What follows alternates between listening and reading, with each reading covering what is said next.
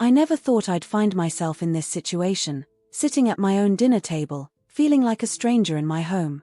The apartment around us, a cozy 2-bedroom in downtown Boston, was supposed to be my sanctuary. I'd spent years saving up for it, pinching pennies and working overtime at the marketing firm to make it happen. Every throw pillow, every piece of artwork on the walls, even the slightly worn rug beneath our feet, they all told the story of my journey to independence. But tonight, as I sat across from my husband Andrew and his mother Helen, that independence felt like it was slipping through my fingers.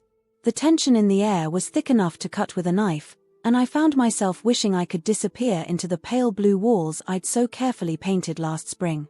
4 days now, the conversation about my apartment had been hanging over us like a storm cloud. Helen, with her perfectly coiffed silver hair and ever-present pearl necklace, had been dropping not-so-subtle hints about how she needed a place in the city. At first, I'd tried to laugh it off, thinking surely she couldn't be serious. But as the days went on, her hints turned into outright demands, and Andrew's silence on the matter spoke volumes. I'd chosen to tiptoe around the issue, hoping that if I stayed quiet long enough, it would all blow over. But tonight, as we sat picking at our chicken parmesan, Helen's favorite, which I'd spent hours preparing in a misguided attempt to soften her, I realized that the time for silence had passed. Helen set down her fork with a sharp clink against the plate. Her steel-grey eyes, so much like Andrew's, fixed on me with an intensity that made me want to shrink into my chair. "So," she began, her voice dripping with false sweetness, "have you given any more thought to what we discussed?" I took a sip of water, buying myself a few precious seconds. "I'm not sure what you mean, Helen," I said, knowing full well what she was getting at but clinging to the hope that maybe, just maybe, I was wrong. She let out a short, humorless laugh. "Don't play dumb, dear. It doesn't suit you. I'm talking about the apartment, of course. When can I move in?" The bluntness of her question caught me off guard, even though I should have seen it coming. I glanced at Andrew, silently pleading for support, but he was suddenly very interested in the pattern on his napkin. "Helen," I started, trying to keep my voice steady, "I'm not sure that's possible. This is our home. Andrew and I live here." Her eyes narrowed, and I could see the storm brewing. "And you're young. You can find another place. I need to be closer to the city, closer to my son. It only makes sense for me to take this apartment off your hands." I felt a flash of anger rise in my chest. Who was she to come in and demand my home? The home I'd worked so hard for? But I tamped it down, reminding myself that this was Andrew's mother, that family was important to him. "I understand you want to be closer," I said carefully, "but this apartment means a lot to me. I worked years to be able to afford it. Maybe we could help you find a place nearby instead?" Helen's face darkened, and I knew I'd said the wrong thing. She leaned forward, her voice sharp as broken glass. "You have no right to say no," she snapped, her manicured hand slamming down on the table. "This family has sacrificed for you. Don't forget that you live under my son's protection. The least you could do is give me that apartment." The words hit me like a physical blow. Under Andrew's protection? Is that how they saw me? Some charity case they'd taken in? I looked at Andrew again, desperately hoping he'd say something, anything, to defend me. But he remained silent, his eyes fixed on his plate. I took a deep breath, every nerve in my body screaming for me to stay calm. "I'm sorry, Helen, but the apartment is mine. It's not up for discussion. I worked years for it, and I won't give it away." The words came out steady, but inside, my resolve was trembling. For a moment, the only sound in the room was the ticking of the clock on the wall, a housewarming gift from my parents. Then, it happened so fast I barely had time to react. Helen grabbed the nearest plate and hurled it at me. It sailed past my head, missing me by inches, and shattered against the wall behind me. I felt a shard of porcelain graze my cheek as I instinctively ducked.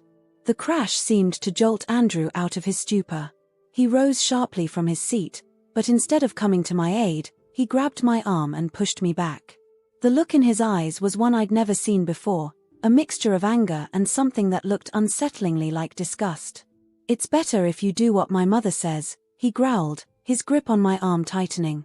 "Otherwise, say goodbye to this marriage." The words hung in the air between us, heavy and final. In that moment, everything shifted. The man I thought I knew, the man I had married and built a life with, suddenly became a stranger. The illusion of love and safety I'd wrapped around myself like a warm blanket was stripped away, leaving me cold and exposed. Silence followed, but my mind began to roar. His ultimatum rattled inside me, flaying away any remaining doubt about what I needed to do. I looked from Andrew to Helen, taking in their expectant faces. They thought they had won, that I would cave under the pressure and give in to their demands. "Okay," I said calmly. "Just one word, plain and cold." I saw triumph flash in Helen's eyes, quickly followed by confusion at my lack of emotion. I stood there for a moment longer, staring at the shattered remains of trust and respect around me. The broken plate on the floor seemed to mirror the broken pieces of my marriage scattered at my feet. Without another word, I turned and walked to the bedroom, leaving them to gloat in their supposed victory. As I closed the bedroom door behind me, I leaned against it, finally allowing myself to tremble. Tears threatened to spill over, but I blinked them back. This wasn't the time for crying. This was the time for action. I looked around the room, our room, and felt a strange detachment.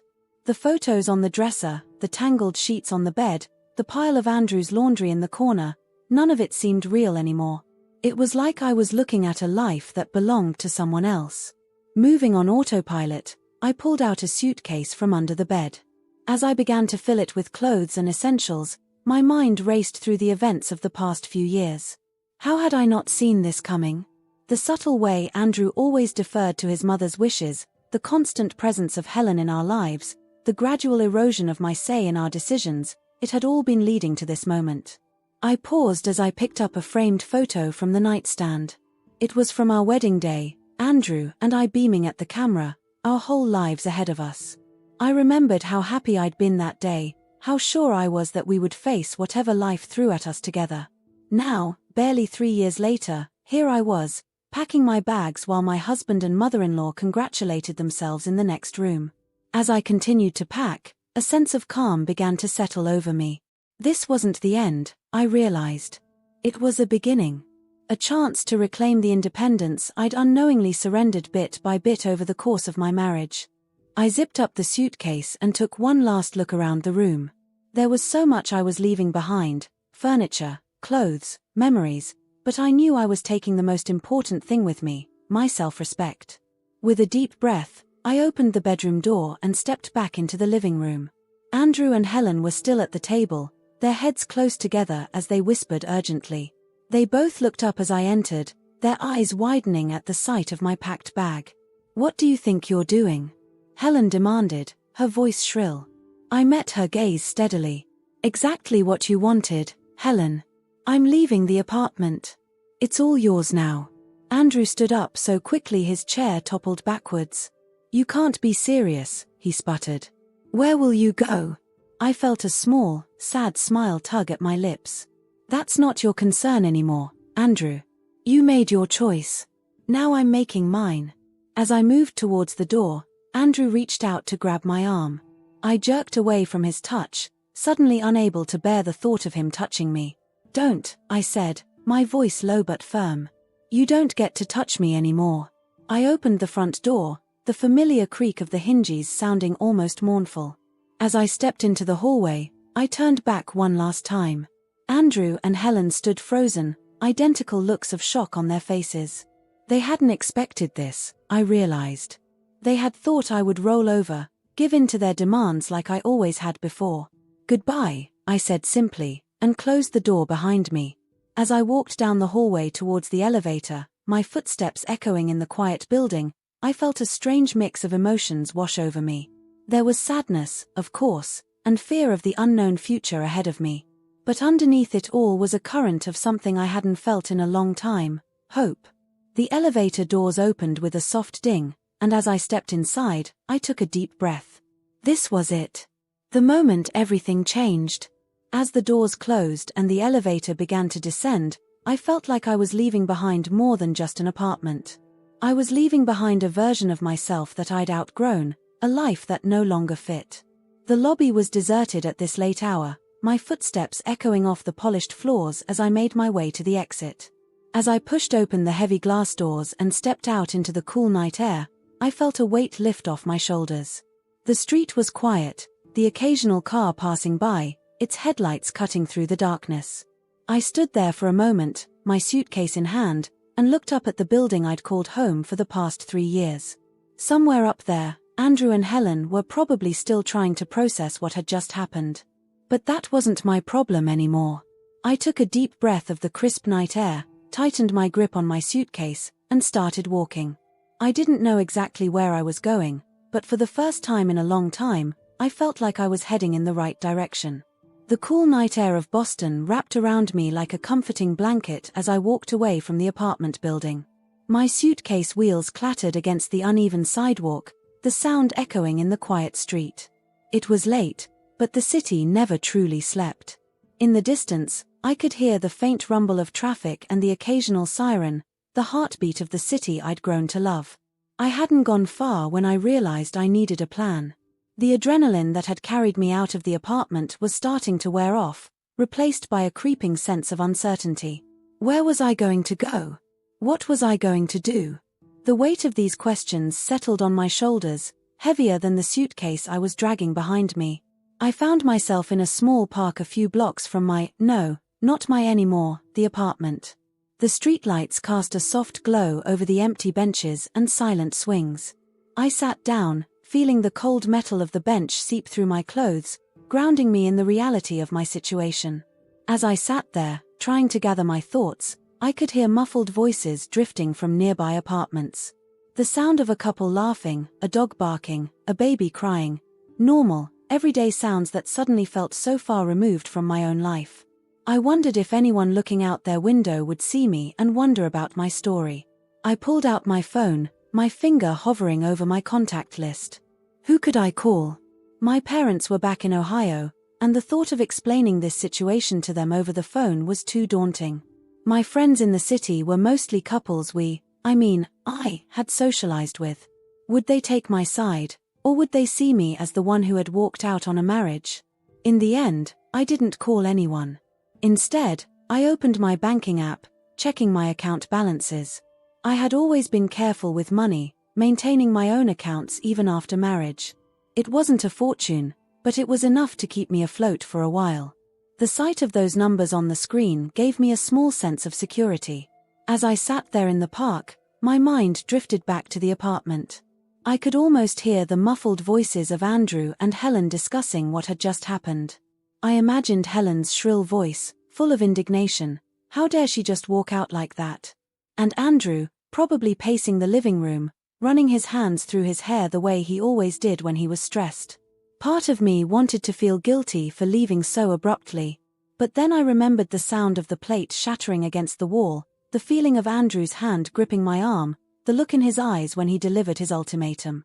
No, I decided. I had nothing to feel guilty about. I checked the time on my phone, it was just past midnight. The rational part of my brain knew I should find a place to stay for the night, but the thought of being confined in a strange room felt suffocating. Instead, I stood up, picked up my suitcase, and started walking again. The streets of Boston at night were a different world. The usual hustle and bustle of the day was replaced by a strange, almost eerie quiet. I passed by darkened shop fronts, their windows reflecting the glow of streetlights. A few late-night revelers stumbled past me, their laughter seeming out of place in the somber night. As I walked, I found myself thinking about the life I was leaving behind. It wasn't just Andrew and the apartment. It was the future we had planned together. The children we had talked about having, the vacations we had dreamed of taking, the growing old together, all of it now felt like a distant fantasy, shattered like that plate against the wall. I don't know how long I walked, lost in my thoughts. But eventually, I found myself standing in front of a small hotel. It wasn't fancy, but it looked clean and welcoming. The neon vacancy sign buzzed softly, seeming to beckon me inside. The night clerk barely looked up as I entered, his attention focused on a small TV behind the counter. I appreciated his lack of curiosity. Right now, I didn't think I could handle any questions about why I was checking in alone at this hour with just a suitcase. The room was small but clean, with a faint smell of disinfectant that was oddly comforting. I set my suitcase down and sat on the edge of the bed, suddenly feeling the weight of exhaustion settle over me. But even as tired as I was, I knew sleep wouldn't come easily. I opened my suitcase, surveying the hasty packing job I'd done. Clothes were jumbled together, a few personal items tossed in haphazardly. At the bottom, I found a small velvet box, my grandmother's earrings. I had grabbed them almost as an afterthought, but now I was glad to have this small piece of my family with me. As I unpacked a few essentials, my hand brushed against something smooth and cool. I pulled it out. It was a framed photo of Andrew and me on our honeymoon in Cape Cod.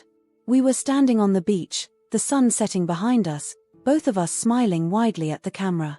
I stared at the photo for a long moment, tracing Andrew's face with my finger.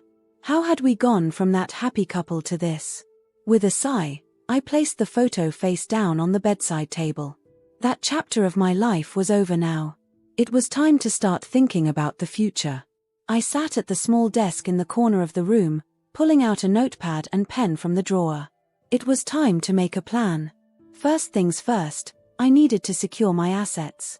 I made a list of all the accounts I needed to check, all the automatic payments I needed to cancel. It was tedious work, but it kept my mind focused, preventing it from spiraling into anxiety about the future. As I worked, I could hear the occasional sounds from other rooms, a muffled conversation, the sound of a TV, someone coughing. Each sound was a reminder that life was going on all around me, that the world hadn't stopped just because my life had been turned upside down. By the time the first rays of sunlight started peeking through the thin curtains, I had a plan. It wasn't perfect, and there were still many uncertainties, but it was a start. I had decided to stay at the hotel for a week, giving myself time to find a more permanent living situation. I would go to work as usual. Thankfully, my job at the marketing firm was mine alone, not tied to Andrew in any way. As for the apartment and everything in it, I made the difficult decision to let it go. Yes, I had worked hard for those things, but they were just that, things. The memories associated with them were now tainted, and I realized I didn't want to fight over furniture and kitchenware. It felt liberating, in a way, to decide to start fresh. There was one last thing I needed to do. I took out a sheet of paper and began to write. The words came slowly at first, but then flowed more freely as I poured out my thoughts. Andrew, by the time you read this, I will be gone. I want you to know that this decision wasn't made lightly or in the heat of the moment. It's the result of years of small compromises, of feeling less and less like myself in our marriage. I'm not writing this to place blame or to argue my case. I think we both know that things haven't been right between us for a long time. Last night was just the final straw. I've decided to leave everything in the apartment to you and your mother. I hope it brings you both the happiness you seem to think it will. As for me, I'm taking this opportunity to start over, to rediscover who I am outside of our marriage. I wish you well, Andrew. I truly do. I hope that one day, you'll understand why I had to do this. Goodbye, your name. I read over the letter several times, making sure it said everything I needed it to say. There was so much more I could have written, about the hurt, the disappointment, the anger. But in the end, I decided that silence spoke louder than any accusations I could make. I folded the letter carefully and placed it in an envelope. I would drop it off at the apartment later, my final communication with the life I was leaving behind. As the city outside began to wake up, the sounds of early morning traffic filtering through the window, I felt a strange sense of calm settle over me. Yes, I was scared about what the future held. Yes, there was a part of me that mourned for the life and love I had lost. But underneath all of that was a growing feeling of excitement. For the first time in years, my life was entirely my own. No compromises, no deferring to others' wishes, no trying to fit myself into someone else's idea of who I should be. It was terrifying, but also exhilarating. I stood up and walked to the window, pushing aside the curtain to look out at the city.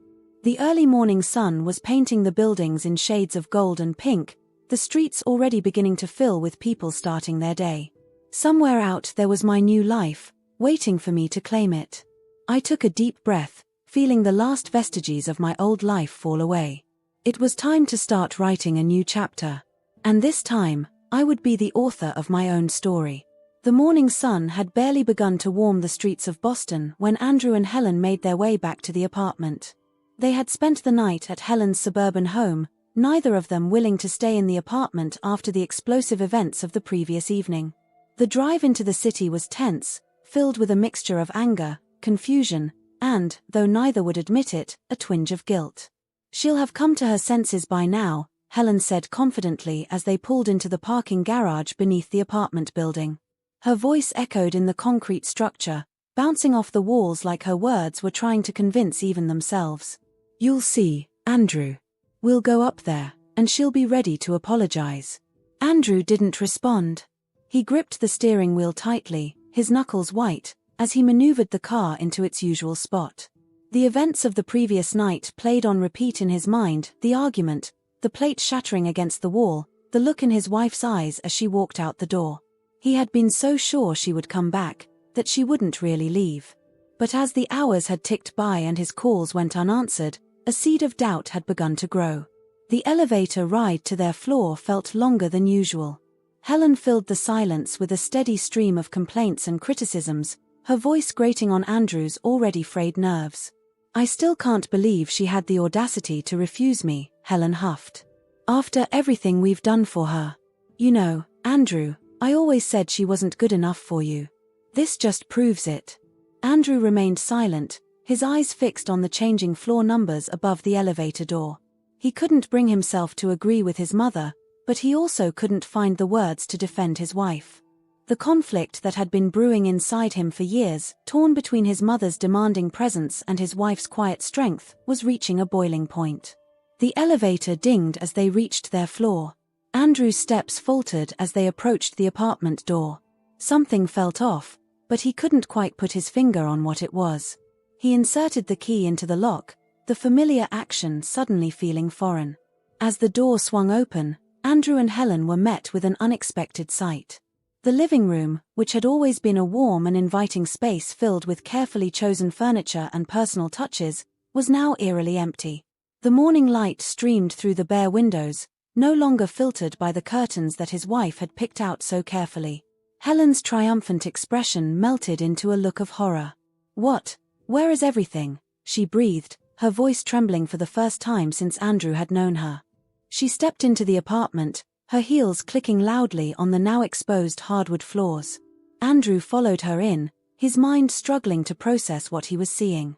The couch where they had spent countless evenings watching movies was gone. The bookshelf that had housed his wife's extensive collection of novels had vanished. Even the potted plants that had added life to the corners of the room were nowhere to be seen. "This can't be happening," Helen muttered, her voice rising with each word. "She can't have just taken everything. Andrew, do something." But Andrew was frozen in place, his eyes scanning the barren room. It wasn't just the furniture that was missing, he realized. All the little things that had made this space a home were gone too. The framed photos on the walls, the throw pillows on the couch, the little knickknacks collected from their travels all vanished. As the reality of the situation began to sink in, Andrew felt a wave of panic wash over him. This wasn't just a tantrum or a temporary departure. This was something much more final. Helen's shrill voice cut through his thoughts. "Check the bedroom," she commanded, her composure crumbling by the second. Maybe she just redecorated the living room. Even as she said it, the absurdity of the statement hung in the air. Andrew moved towards the bedroom on autopilot, his feet feeling heavy with each step. He pushed open the door, already knowing what he would find. The bedroom, like the living room, was empty. The bed they had shared for years, the dresser with the mirror where his wife would get ready each morning, her vanity with all her makeup and perfumes all gone. He stood in the doorway, feeling like he was looking at a stranger's room. How had it come to this? How had he not seen this coming? "Andrew." Helen's voice echoed through the empty apartment. "The kitchen. Everything's gone from the kitchen too."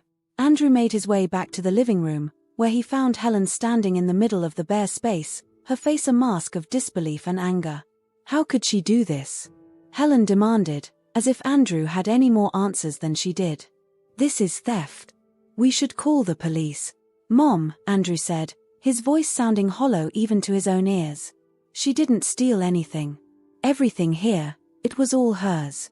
She bought it all before we even got married. Helen's face contorted with rage. That doesn't matter. She's your wife.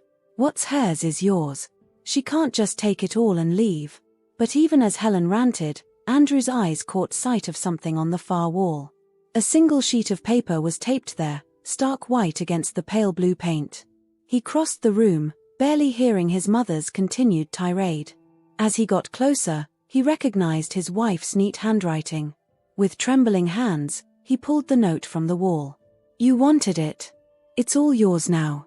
Congratulations." The words, so simple and yet so final, hit Andrew like a physical blow.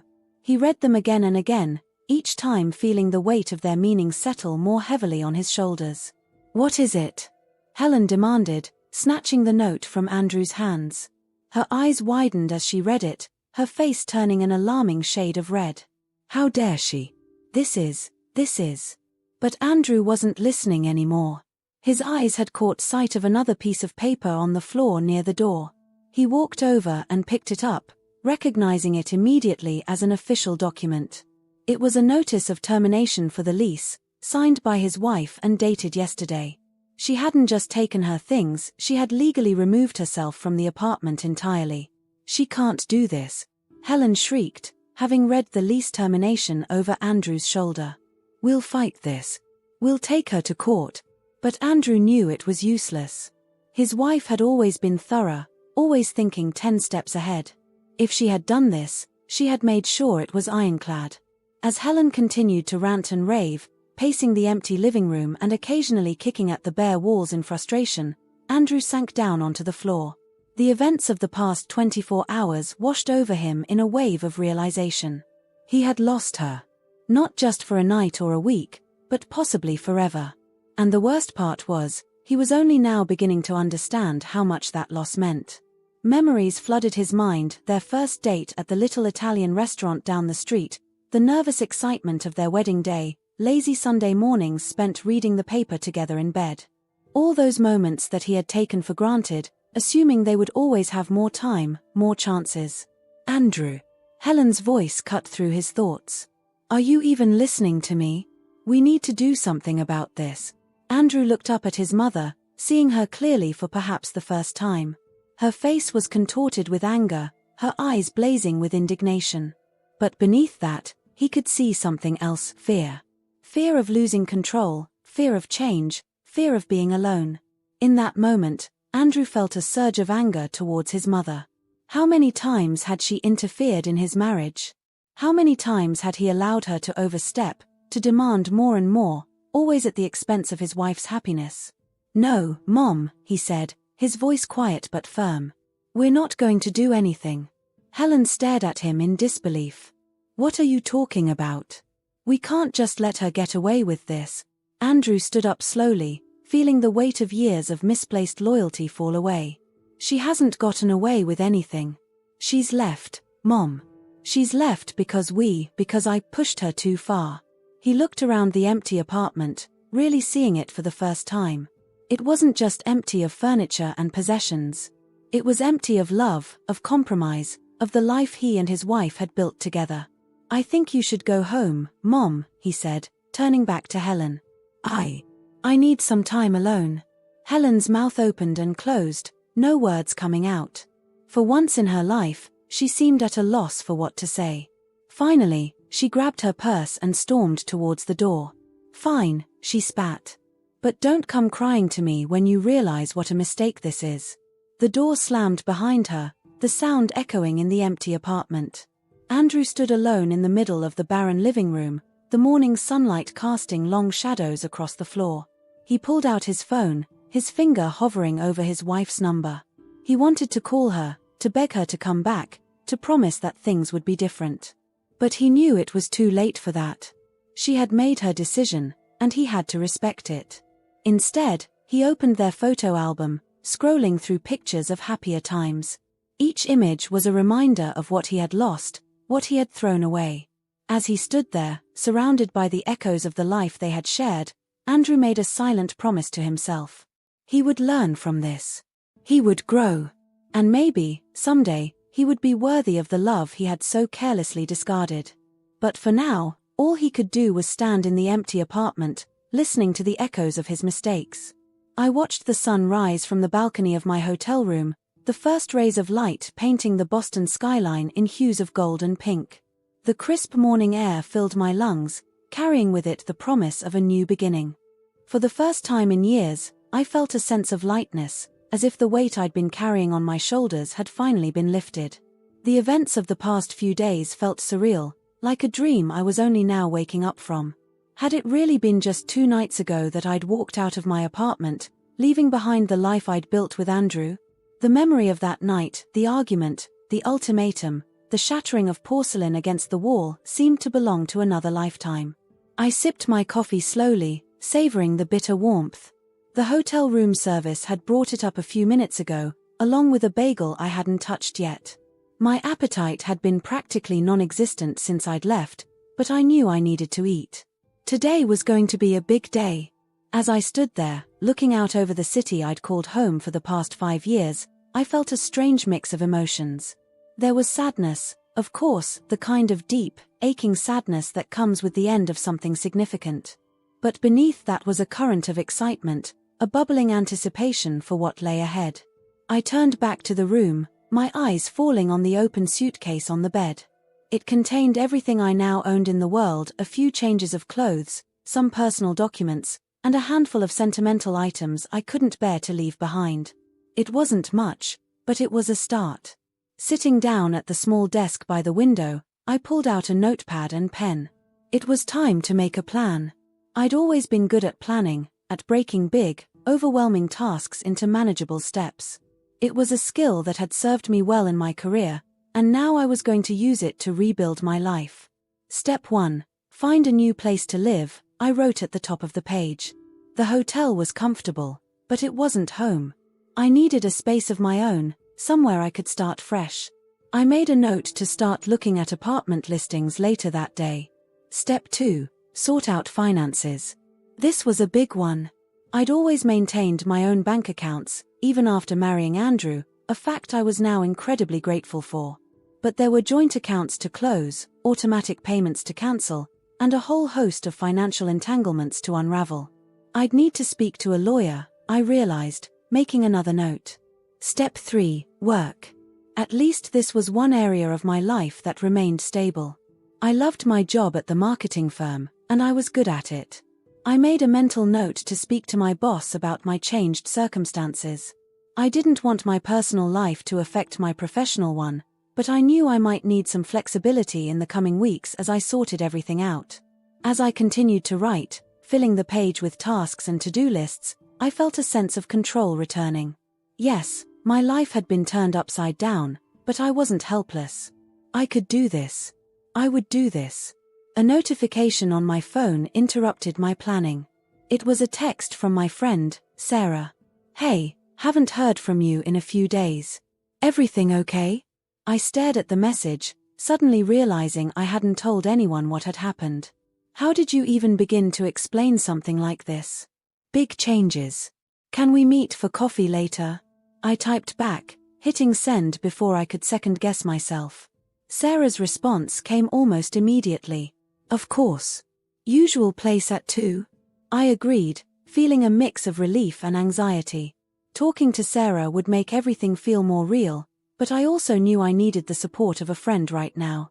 With a few hours to kill before meeting Sarah, I decided to start on my to-do list. I opened my laptop and began searching for apartments.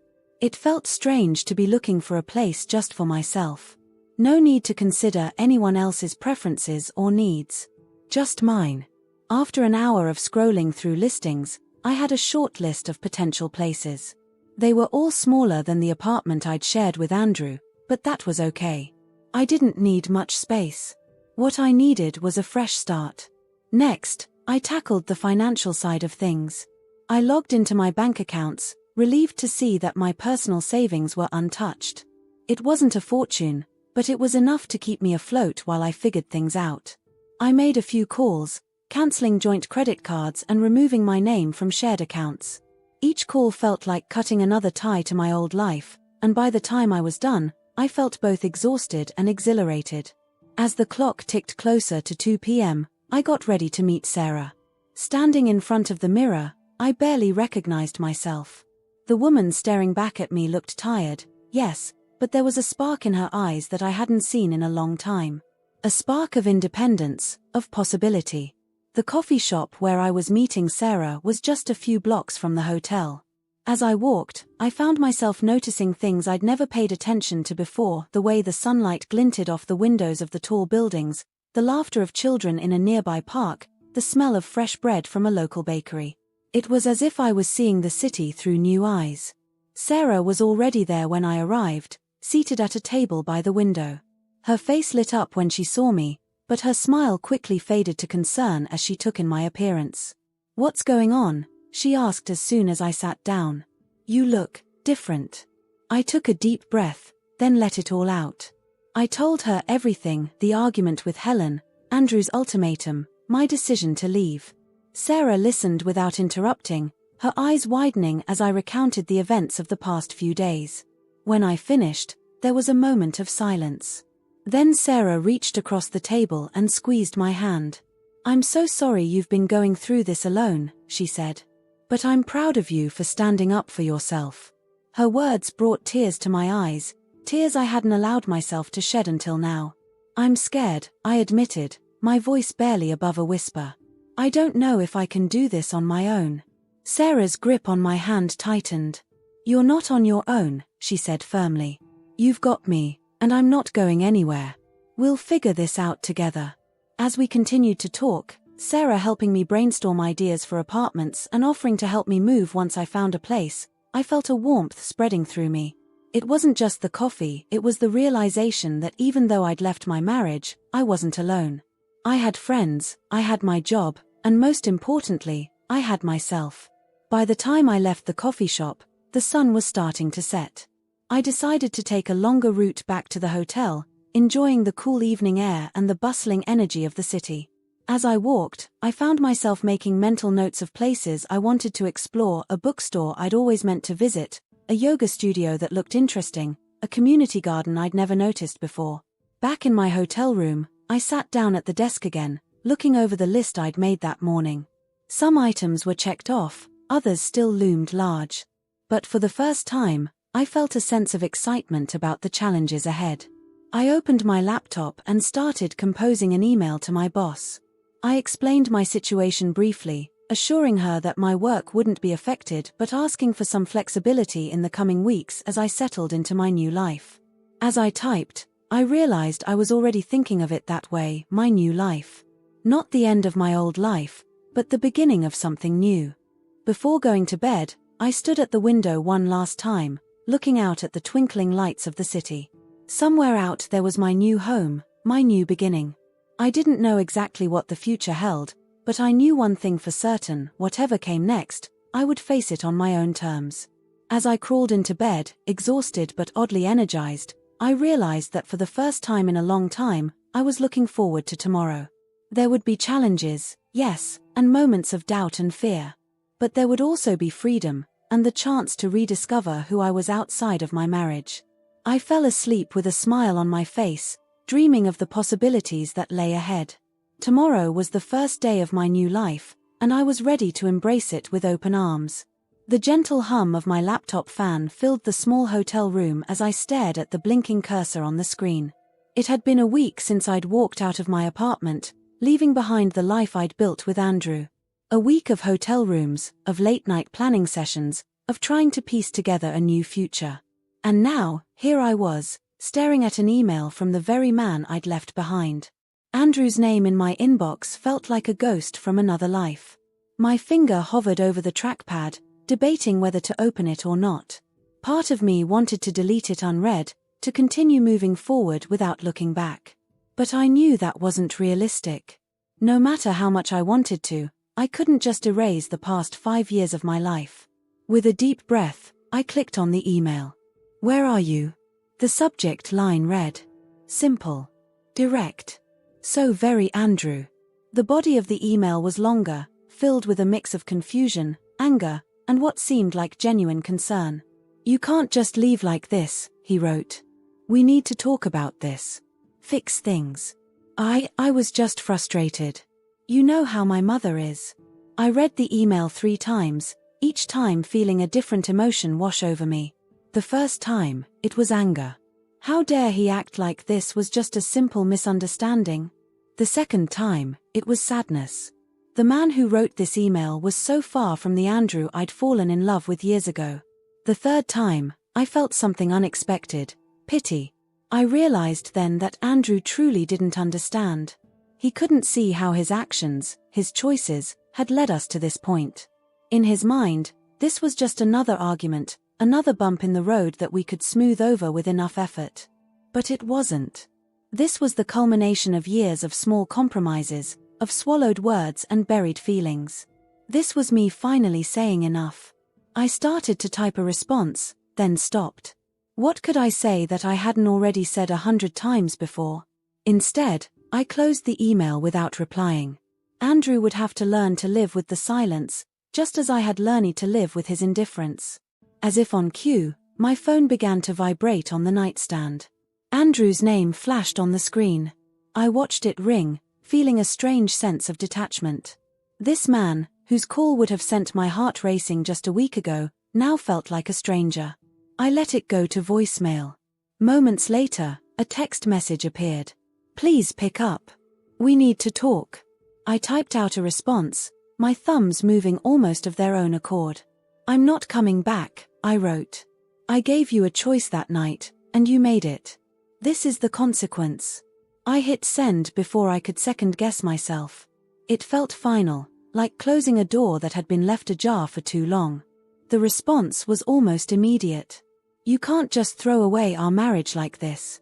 What about everything we've built together? I felt a flash of anger at his words. What had we built together? A life where I constantly had to defend my choices? A home where I never felt truly comfortable? A relationship where my needs always came second to his mother's demands? We didn't build anything together, Andrew, I typed back. I built a life for myself, and you and your mother tried to take it away. I'm not throwing away our marriage. I'm saving myself. I put the phone down after that, not wanting to see his response. Instead, I turned back to my laptop, to the list of apartments I'd been considering. It was time to focus on the future, not dwell on the past. But the past wasn't done with me yet. As I scrolled through rental listings, my phone buzzed again. This time, it wasn't Andrew's name on the screen, but Helen's. For a moment, I considered ignoring it. But something made me pick up the phone. Maybe it was curiosity, or maybe some part of me needed to hear what she had to say. How dare you? Helen's voice crackled through the speaker, sharp and accusatory. After everything we've done for you, this is how you repay us. I almost laughed at the absurdity of her words. Everything they'd done for me. All they'd done was try to control every aspect of my life, to mold me into their idea of the perfect wife and daughter-in-law. I don't owe you anything, Helen, I said, surprised by the calmness in my voice. I worked for everything I have.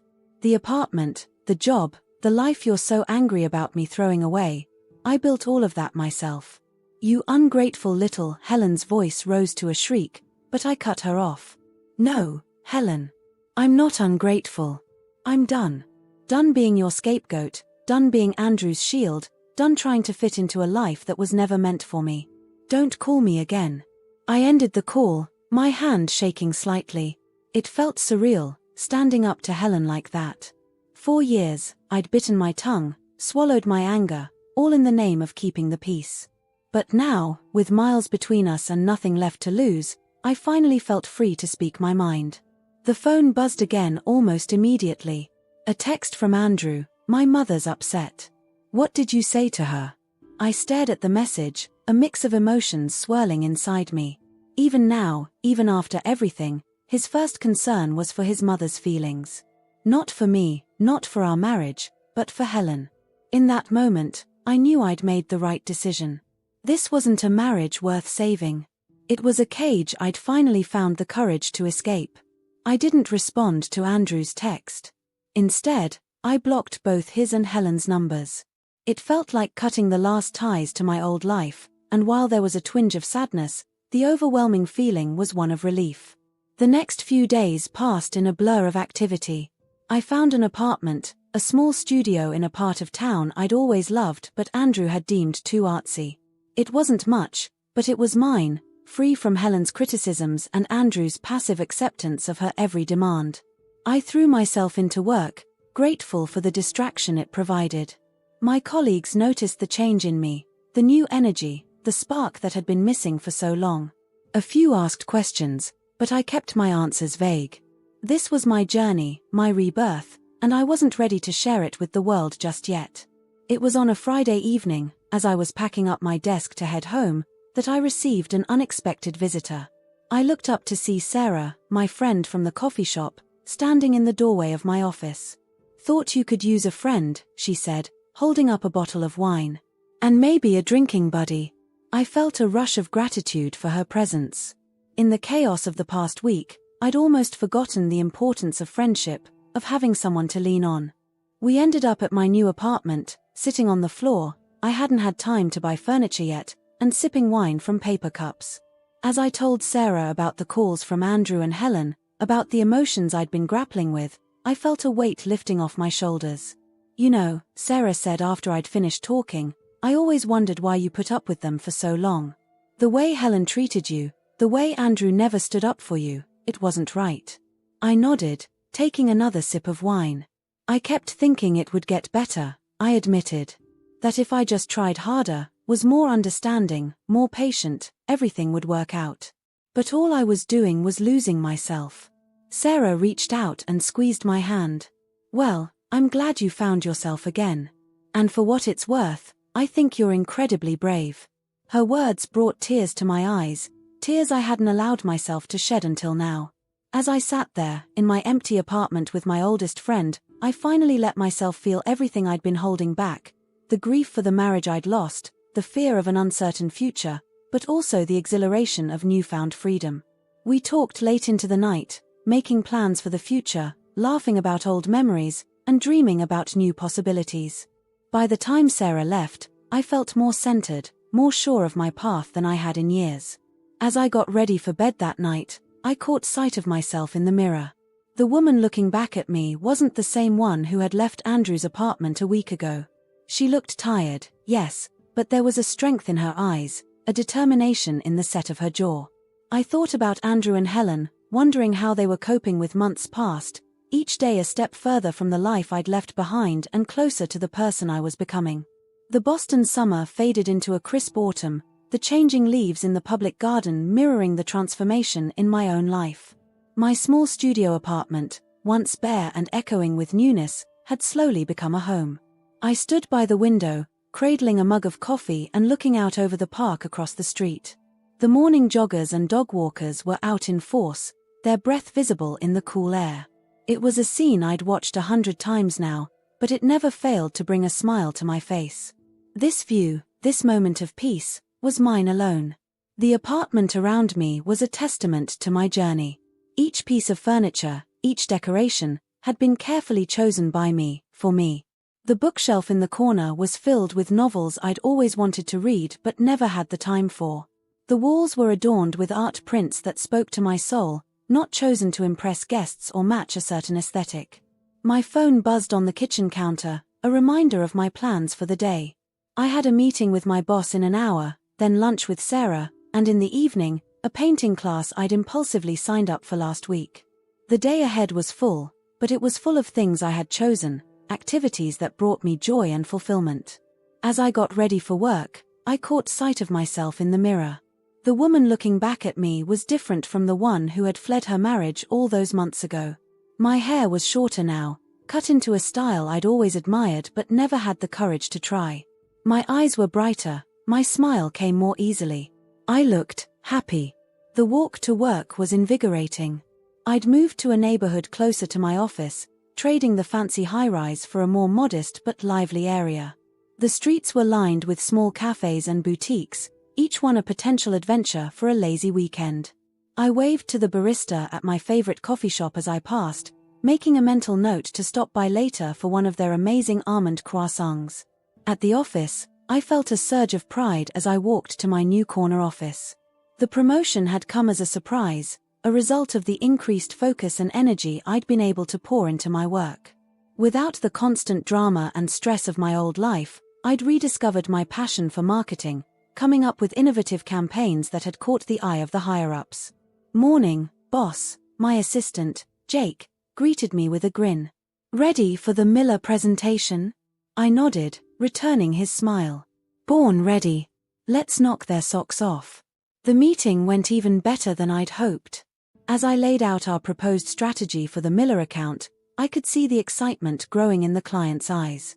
This was why I loved my job, the thrill of creating something new, of seeing an idea take shape and come to life. "Brilliant work," Mr. Miller said as we wrapped up. "I knew we made the right choice going with your firm." As the clients filed out, my boss pulled me aside. "I don't know what's gotten into you these past few months," she said, "but whatever it is, keep it up. You're doing amazing work." I thanked her, feeling a warmth spread through my chest. This was what I'd been missing for so long, the feeling of being valued, of my efforts being recognized and appreciated. Lunch with Sarah was a lively affair, full of laughter and easy conversation. We'd grown even closer since that night she'd shown up at my new apartment with a bottle of wine and a sympathetic ear. "So," Sarah said, taking a sip of her iced tea, "have you heard from Andrew lately?" I shook my head. "Not for a couple of months now. I think he's finally accepted that it's over." Sarah nodded, studying my face. "And how do you feel about that?" I paused, considering the question. "Relieved, mostly," I said finally. "There's a little sadness, of course. You can't spend 5 years with someone and not feel anything. But mostly, I'm just at peace with it." "You've come a long way," Sarah said, reaching across the table to squeeze my hand. "I'm proud of you, you know that." I smiled, feeling a rush of gratitude for her friendship. "I couldn't have done it without you," I said. "You've been my rock through all of this." After lunch, I took a detour through the public garden on my way back to the office. The trees were a riot of red and gold, and the air was crisp with the promise of winter.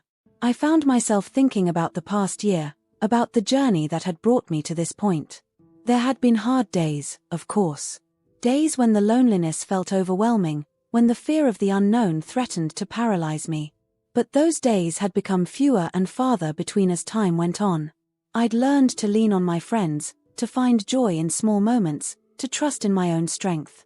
As I walked, my phone buzzed in my pocket. For a moment, my heart leapt, thinking it might be Andrew. But the name on the screen wasn't his, it was Helen's. I stared at the phone, my feet coming to a stop on the leaf-strewn path. I hadn't heard from Helen since that angry phone call months ago. What could she possibly want now? With a deep breath, I answered the call. "Hello, Helen." "Oh," she said, sounding surprised. I didn't think you'd actually pick up." There was a moment of awkward silence. I waited, not willing to make this easy for her. I owe you an apology," Helen finally said, her voice uncharacteristically hesitant. "The way I treated you, it wasn't right." I felt my eyebrows shoot up in surprise. An apology was the last thing I'd expected from Helen. "I've had a lot of time to think," she continued when I didn't respond. "And I realize now that I was overbearing, controlling. I was so focused on what I thought was best for Andrew that I didn't consider your feelings at all." I took a deep breath, trying to process what I was hearing. "Thank you for saying that, Helen," I said finally. "It means a lot to hear you acknowledge it." There was another pause. How are you doing?" Helen asked, her voice softer now. "I'm doing well," I said, surprised to find that I truly meant it. "I'm happy." That's good," Helen said. "I'm glad to hear that." We talked for a few more minutes, the conversation stilted but civil. As I hung up, I felt a sense of closure I hadn't even realized I was missing. That evening, as I stood in front of an easel at my painting class, I found myself thinking about Helen's call. It wasn't forgiveness, not yet, maybe not ever. But it was a step towards healing, towards putting the past truly behind me. The instructor encouraged us to paint whatever came to mind, to let our emotions guide our brushstrokes. As I mixed colors and applied them to the canvas, I realized I was painting my journey. The dark, turbulent colors at the bottom gradually gave way to brighter, more vibrant hues at the top. It wasn't a masterpiece by any means, but it was mine, a visual representation of my path from darkness to light. As I walked home that night, my painting tucked under my arm, I felt a sense of contentment wash over me. The woman who had left Andrew's apartment all those months ago had been lost, scared, unsure of her future. But she had also been brave, strong enough to take that first step into the unknown. And now I was someone new. Someone who had faced her fears and come out stronger. Someone who had rediscovered her passions, her joy, her sense of self. As I unlocked the door to my apartment, I realized that all of this was what I had been searching for all along. Not a perfect marriage or a big apartment or approval from others. Just the freedom to be myself, to live life on my own terms. I hung my painting on the wall, stepping back to admire it in the soft lamplight. It wasn't perfect, but it was real. It was honest. It was me. And as I got ready for bed that night, I found myself looking forward to tomorrow, and all the tomorrows after that. Because each day was a new opportunity, a chance to continue growing, learning, and redefining myself. This, I realized, was what it meant to truly live. And I was just getting started.